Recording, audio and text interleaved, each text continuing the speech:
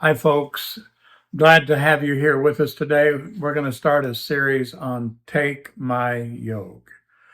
Take my yoke. Jesus is telling us to take on his yoke and not the world's yoke. We'll talk about that more in a little bit. But one of the interesting things is that every Hebrew boy, every young Hebrew boy, all they've ever wanted to do was to become a rabbi. They didn't want to become a fisherman or a carpenter or a gardener or whatever. They didn't want to do that.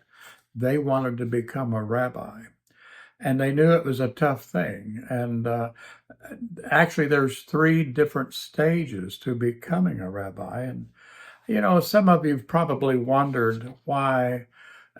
We heard about Jesus when he was born. We didn't hear about him again until he was 12 years of age.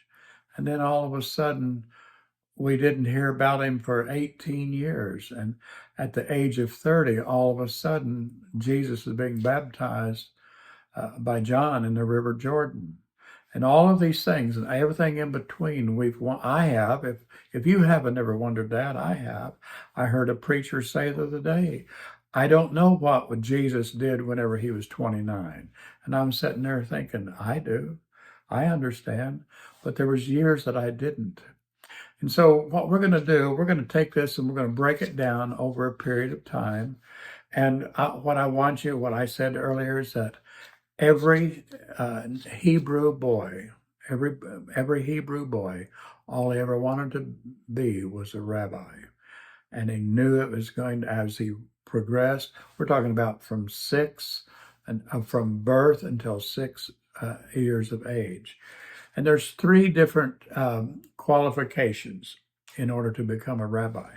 We're going to look at the first one, stage one. At stage one, what a young boy would have to do from birth to 6 years of age, and you got to understand, he didn't even know how to read yet. But from birth to 6 years of age, he had to memorize the book of Leviticus. He had to memorize the whole book of Leviticus. And then in order for him to move to the second stage, he'd have to quote that before the people that was going to be able to move him to the second stage. And if he couldn't do that, they would just say, I'm sorry, you didn't make the cut. You'll have to plan on another form of livelihood for your family and so forth. And what would happen is that these little boys, they couldn't read at birth, and they couldn't read for a long time, so they'd have to depend on their dad or somebody in the family to teach them what the book of Leviticus had to say, and then teach them how to memorize it. And some of them could, and some of them couldn't, and they would back out. That simply meant that they didn't make the cut, and they were not going to become a rabbi. But that's stage number one.